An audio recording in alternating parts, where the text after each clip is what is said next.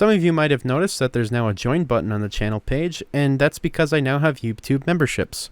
YouTube believes I'm a gaming channel, so I'm just going to stick with that and say I'm a gaming channel now. And if you want to support the channel, you can give $5 or more per month, and you get access to videos 24 hours early.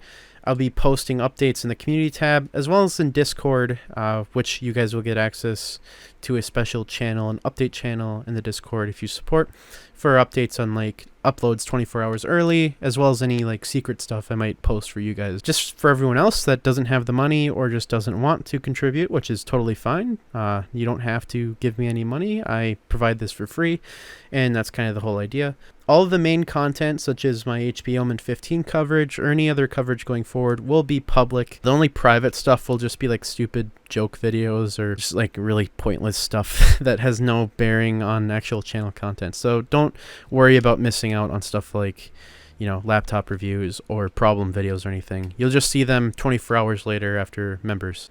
But that's all I really have to say about YouTube memberships, so let's get on to the main part of the video now. Today we're going to be talking about a number of issues that I found in this HP OMEN 15. I've had this for about 2 weeks now, so we're going to be talking about basically just the flaws I've noticed in my particular unit, as well as just some general design flaws that I've noticed while using the computer. The issues will span from things like keyboard layout to as far as just chassis problems, and I'm just going to start covering things now.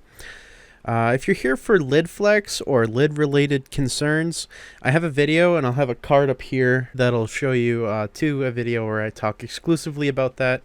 It's about a 10-minute chat about lid flex essentially, so be prepared for that. If you're here from that video or you're just looking for more problems, then this video is definitely for you. My first concern with this laptop so far has been basically with this edge along the bottom. So this edge along the bottom, I mean, it's a little sharp, but normally it's not too bad. I mean, it's sharp enough where you might be able to scrape your hands up a little bit on it or something, but it's not sharp enough where I'd be concerned, because like I can just kind of rub this on it and it doesn't really do anything to my little flash drive here. But if we look at this corner, well, let's look at this corner in particular here.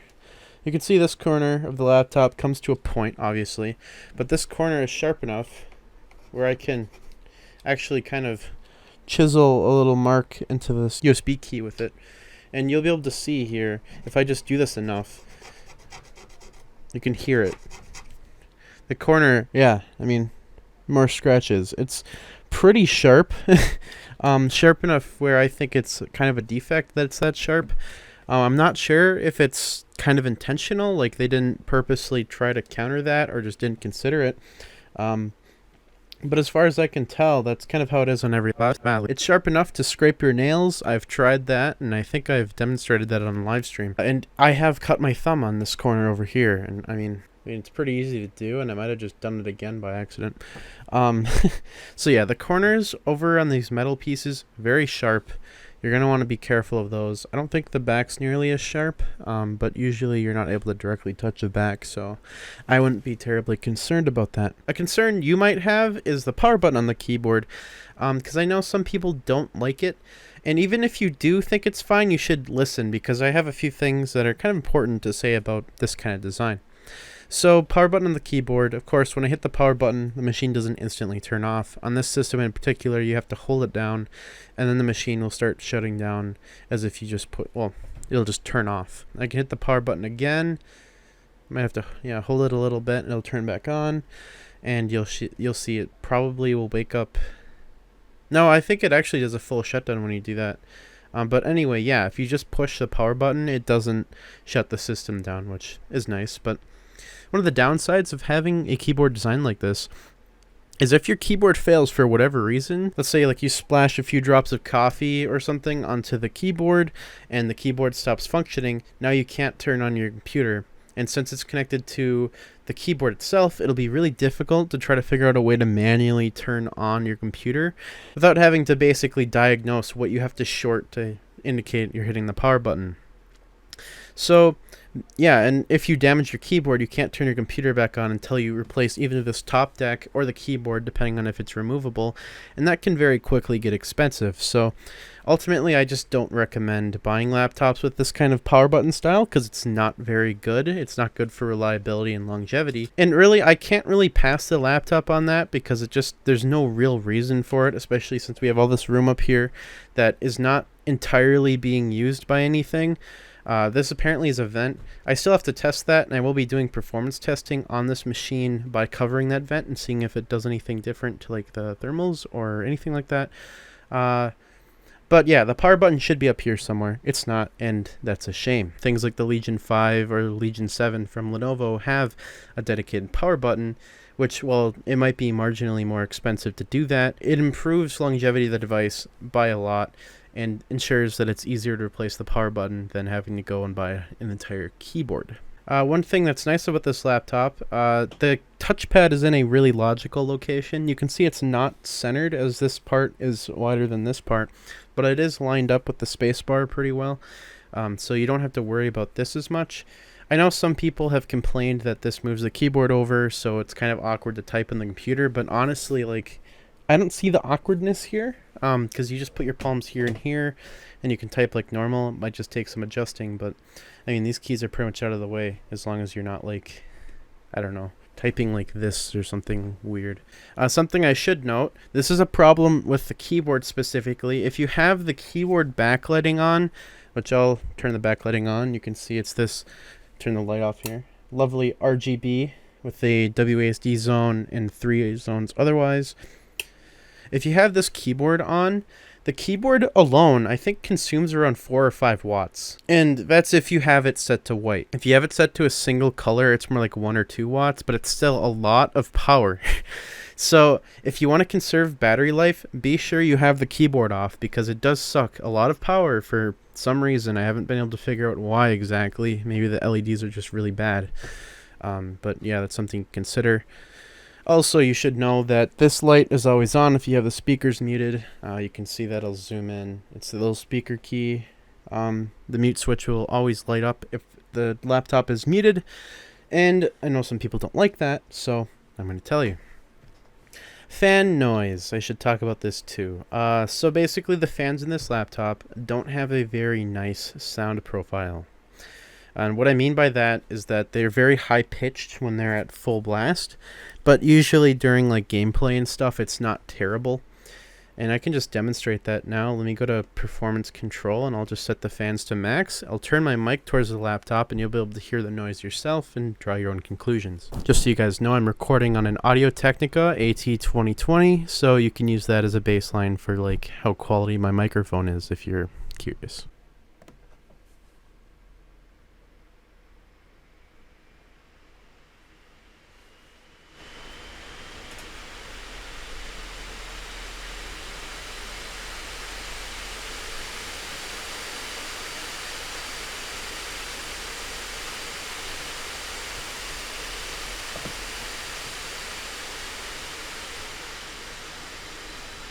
So as you just heard, these fans are far from like, you know, the lowest note of fans you've ever heard. They're very high-pitched sounding.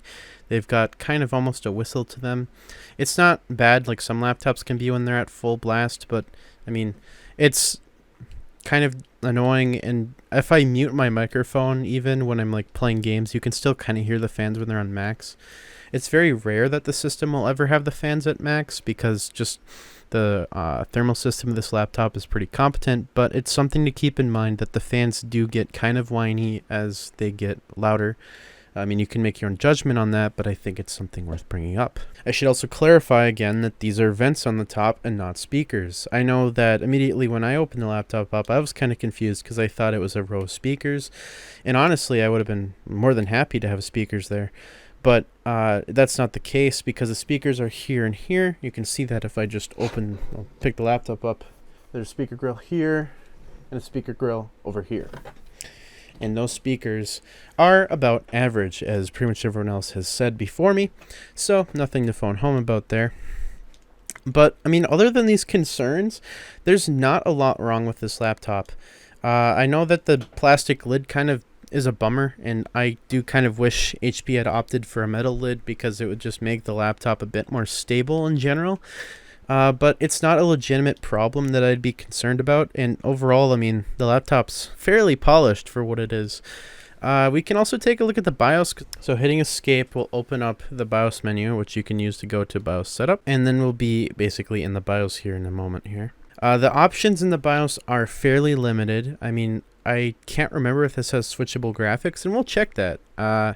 Let's see here. Yeah, I don't believe this particular laptop allows you to disable the integrated graphics. I don't believe the 1660 Ti version allows you to do that. I think that's exclusive to the 2060, and I don't believe there's a 2060 AMD variant available right now. HP is going to release a 2060 version. I just don't believe it's out yet, at least in the US. I know in some regions it's coming soon. I've heard talk that I know India's getting it soon. I don't believe the US has any sort of clear indication if they are, but at the moment, I mean, it's just not super available. I would recommend that if you're, apparently the 2060 is 100 watts in the AMD OMEN 15. Compare that to the 80 watts of the 1660 Ti. I mean, 20 more watts, that's 25% more power, which will yield pretty much corresponding performance benefits. So I would recommend sticking around and waiting for the 2060 variant if you're looking purely for gaming performance. The 2060 with the 4600H would probably be my overall suggestion if you're going to be picking one of these up. But yeah, this is like just kind of like an update / problems video, because I can't fill a video with problems with this device because it doesn't have many. At least not that I'm aware of yet. I still have to do more testing with this laptop. I'm going to be keeping it for a full month so that I can update you guys throughout the month if I discover anything that's especially glaring, and I'll be updating you guys periodically with things, you know, that are important about the OMEN 15 when they come up. I will be selling this device afterwards as well, and I will be doing some LQCG certification on it, including just like, you know, giving it a score and finishing up the standard as a whole. So yeah, that's all I really have to say about the OMEN 15 at this point. I would recommend picking one up at the moment if you need a gaming laptop right now and you're looking for something of like relative quality. I have not found much wrong with this device so far.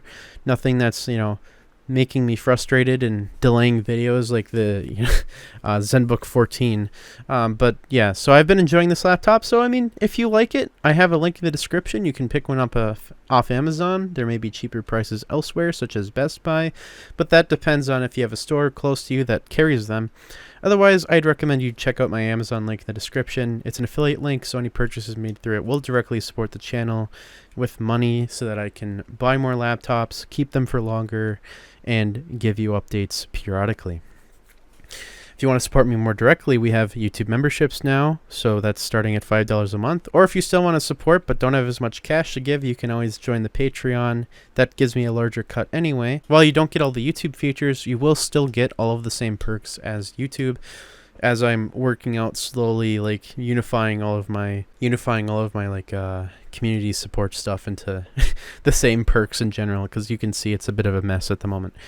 But just know that I'm, working on improving the channel constantly. I did purchase a new camera stand, actually.